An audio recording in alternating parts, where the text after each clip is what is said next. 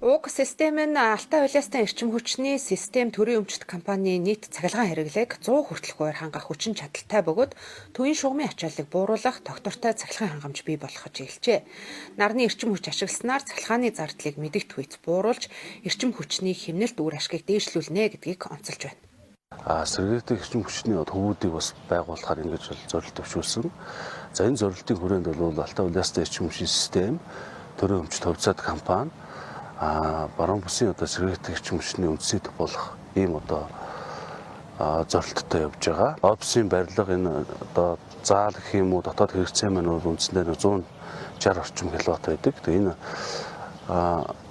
станц бол ашиглалтанд орсноор үндсэндээ бол 50%-ийнхаа их усурыг бол бид эндээс хангах юм боломжтой болсон.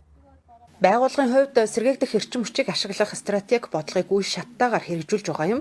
Энэ төсөл нь зөвхөн цахилгаан хэмнэх зорилготой бус байгууллагын байгальд ээлтэй үйл ажиллагааг ч гэсэн тэлэх чухал алхам боллоо гэдгийг онцлоо.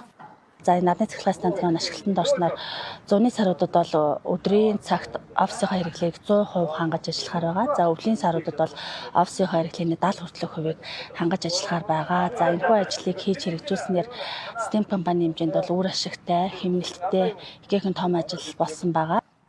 Нарны системийг ашигласнаар сар бүрийн цахилгааны зардлыг 80% бууруулах боломж бүрдсэн байна.